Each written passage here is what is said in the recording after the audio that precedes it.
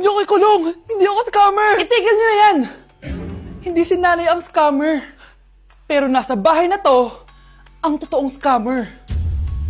Hoy bata, huwag kang mangialam. Wala ka namang ebidensya. Pero nay, alam kong hindi ko yung scammer. Tara na, sumama ka na sa akin. Mga anak, aayusin ko to ha? Babalik din ako, okay? Kung sino man sa inyo yung totoong scammer, umamin na kayo! Nakulong si nanay, di ba? Ate, walang may gustong makulong si nanay. Tsaka bakit kami lang tatlo sinisisi mo? Eh baka ikaw talaga yung totoong scammer. Imbes na magsisihan tayo, magtulungan na lang tayo para kay nanay. Malalaman ko rin ang totoo. Delivery po. Gabi na, may nagde-deliver pa. Kuya, kaninong parcel yan? Kay Susan po ulit. Ha? Paano nangyari yun? Eh, nasa kulungan na si nanay. Aba ma'am, hindi ko po alam. Taga-deliver lang po ako eh. Sige na po. Oh, nasa gitna yung kalaban ha? Hoy, ayusin mo na itong mga damit mo. Ilagay mo muna dyan sa kama. Oh, ayun na! Paano naman ito laman ng parcel na to? Nakakainis, talo na naman. Ano ba ito? Ba't nandito to? Ito ba yung galing sa scam? Sabi ko na nga ba, ikaw yung scammer! Ate, hindi ako yung scammer. May parcel na dumating at nakapangalan kay nanay. Di ba pang computer to? Eh, ikaw lang naman mahilig mag-computer dito eh. Ano na namang scam ang ginawa mo? Pasalamat ka, minor de edad ka pa. Bawal ka pa makulong. Pasensya na sa ginawa ng anak ko. Pagsasabihan ko to. Basta wag na uulitin ha. Ako na magbibigay sa mga may-ari neto. Sige na. Ang galing mo talaga. O eto, sino to cellphone? Akin tong pera. Mas kailangan ko to. Galingan mo pang mang-scam para mas marami tayong makuha. So, bahala sa'yo. Makakaasa ka. Gagalingan ko pa. Ikinalulungkot ko pero hindi na siya makakita. Masyado nang malala ang damage sa mata niya. Mahal, hindi tayo susuko ha? Gagaling ka. Mahal, huwag ka na magpa-stress. Ginawa naman natin lahat, diba? Mahal, magpahinga ka muna dito ha? Maluto lang ako ng pagkain. Hi, Ramon. Rosa, bakit nandito ka? Balita ako, wala nang pag-asang makakita yung asawa mo. Ibig sabihin, magagawa na natin lahat ng gusto natin. Shhh! Huwag kang maingay. Masisira plano natin. Sinasabi ko na nga ba, may pinaplano kay ni Rosa. Mahal, kain ka na ito paborito mo. At talagang hinahayaan mo lang dito si Rosa ha? Ano ba?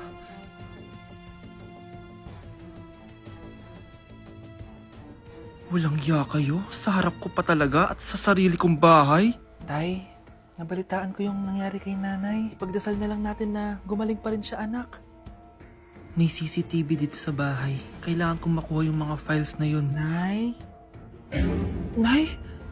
Nakakakita ka? Anak, please. Huwag mo muna sasabihin kahit kanino na nakakakita na ako. Nay, akala ko ba bulag ka na? Matagal na akong gumaling, anak. Hindi ko lang masabi kasi may masamang kutob ako dyan sa tatay mo. Sir, good news! Base sa recent lab test ng asawa niyo, nagre-recover yung mata niya. Ano? Ba't parang hindi kayo masaya, sir? Uy, Mare, may field trip kasi yung anak mo. Kailangan ng pirma ng parents. Rosa, sumagot ka. Kapag pinirmahan mo to, akin na lahat ng mga kayamanan mo. Oh, pirmahan mo na. Tita, wala naman ako field trip ah.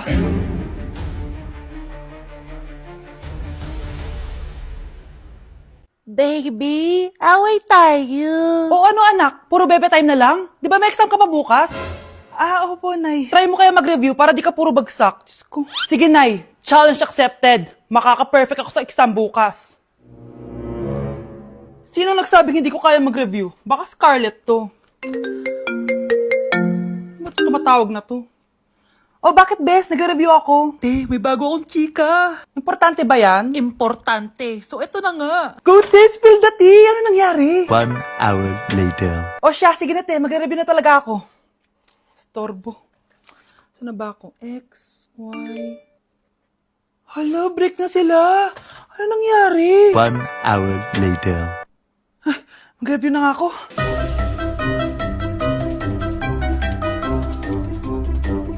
Good morning, anak! Anak, bakit ganyan itsura mo? Hanay, nag-review ako buong gabi. Akala ko puro numbers lang yung math.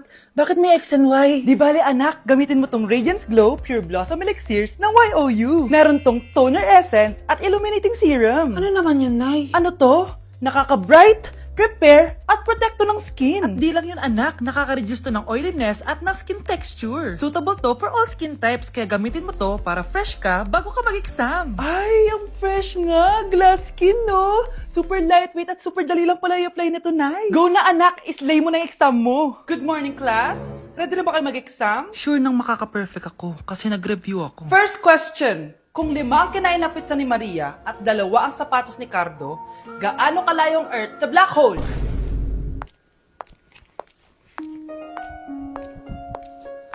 Hindi man lumabas ang mga nireview ko. Ang importante, maganda ako.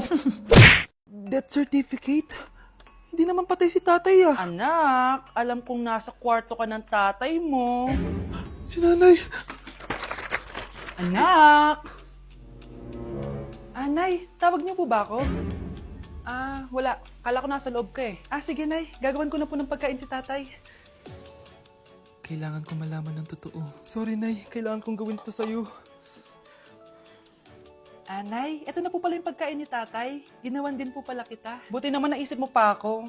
Thank you, anak, ha. Welcome, Nay. Mahal, kain na tayo. Gumana yung plano ko. Kailangan ko na humingi ng tulong. Ang galing mo din, Scarlett, no? Pero mas magaling ako. Nay, hindi ka nahimatay. Anong akala mo sa akin? Tanga? Inamoy ko yung pagkain na binigay mo sa akin. At kaamoy niya yung lason na nilalagay ko sa pagkain ng tatay mo. Ang sama mo, Nay. Well, kailangan ko ang pera ng tatay mo. Inasawa ko lang naman yan kasi mayaman siya. Ipapakulong kita sa ginawa mo kay tatay. Sa tingin mo maniniwala sa'yo ang mga pulis? May CCTV tayo sa bahay. Kitang-kita dyan na ikaw ang gumagawa ng pagkain ng tatay mo. Kanina pa nasa ko lang mga pulis. At naririnig nila lahat ng sinasabi mo. Mga pulis? Nasaan na siya? Nakakatakot! Matalino ako, Scarlett. Alam kong gagawin mo yan. Binayaran ko ang mga pulis para din nila kulihin.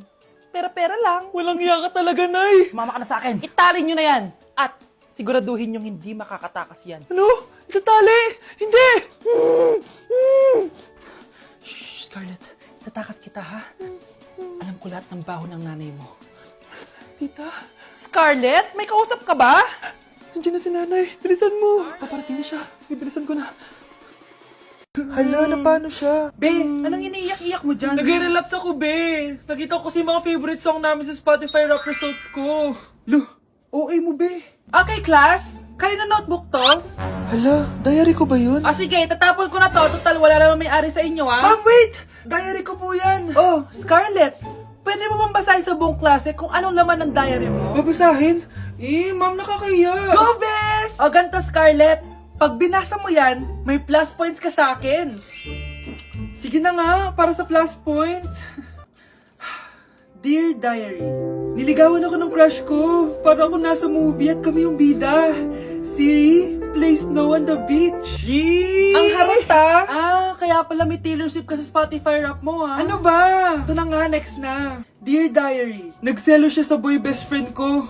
Gusto niya na makipaghiwalay sa akin. Hindi ko kayang mawala siya. I will die for you. OMG! Hula ko. Nasa Spotify rap mo si The Weeknd, no? Eto na nga. Medyo masakit to. Dear Diary, balita ko, may bago na siyang girlfriend. At yung best friend ko pa yung bago niya. Paano nila nagawa sa akin to?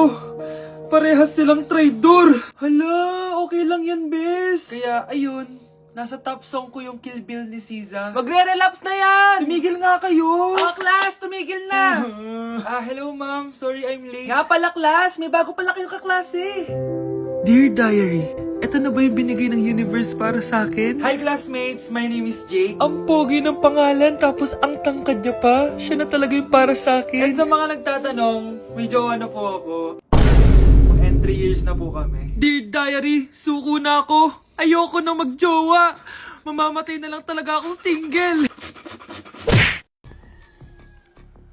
Balita ko, dyan nagtatrabaho yung dati kong asawa. Siguraduhin yung masisisante nyo yan. Dahil ayaw ko ng peste sa kumpanya ng asawa ko. Naintindihan?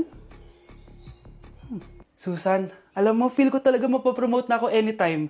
Kasi sabi ng manager namin, isa ako sa pinakamagaling sa amin. Ngayon pa lang, congrats na kita. Simula pa lang, alam ko naman na kaya mo. Alam mo, okay din pala na hiniwalayin ako ng asawa ko. At least ngayon, alam ko talaga kung anong habol niya sa akin. Yun ay pera. Madami pang ibang babae dyan, ano ka ba? Tsaka ang importante ngayon, nakafocus ka sa pagpapaganda ng buhay niyo. Oh, luto na to. Kaya na tayo. Ah, yes po, ma'am. Okay po. Ma'am, i-hold ko po muna kayo, ha? Wait for a while. Sino itong tumatawag? Sir Ramon, may bad news po ako sa'yo. Ayaw ka po ng boss namin. Ano? Kaya tatanggalin ka sa trabaho. Anong tanggal na ako sa trabaho, ha? Utos lang po sa amin. Hindi pwede yun. Sorry sir, humanap ka na lang po na ibang trabaho. Bakit puro na lang kamalasan dumadating sa buhay ko? Ay. Si Michael ba yun? Michael! Scarlett? Bakit pinauna mo ako umuwi kahapon? Eh di ba palagi tayo sabay umuwi? May ginawa ako. Tsaka baka magselos yung nagbigay ng bulaklak sa'yo. Para ka namang ano dyan? Tsaka alam mo, na-realize ko, hindi ko na pala siya crush. Tara na nga, manood na lang tayo ng movie sa bahay, yung horror. Sige na nga. Michael? Ma? Ano ginagawa mo dito, ha? Get in the car, uuwi na tayo. Di ba sabi ko sa'yo, nababoard ako sa bahay, kaya umalis ako? Michael, siya yung nanay mo. Kilala mo nanay ko? At sino naman tong babaeng kasama mo, ha?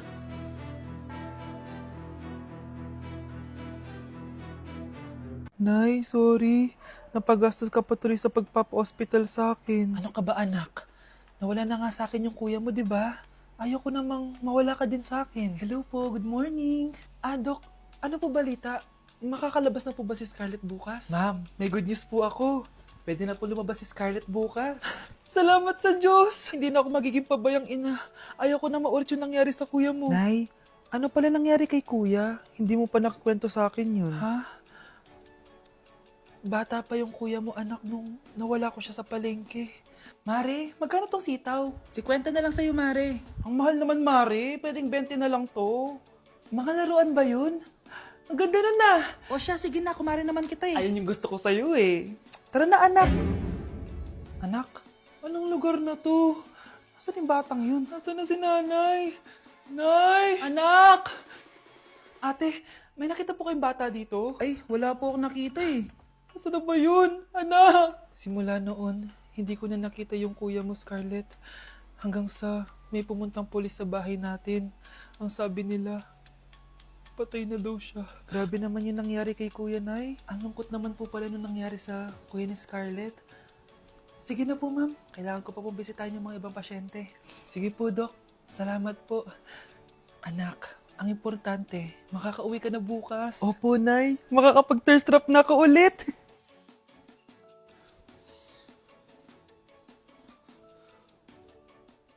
Anak, tara na, uwi na tayo. Nay, may pinapabigay pala si Doc sa'yo.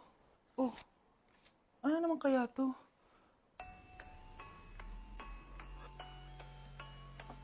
Paano nangyari yun?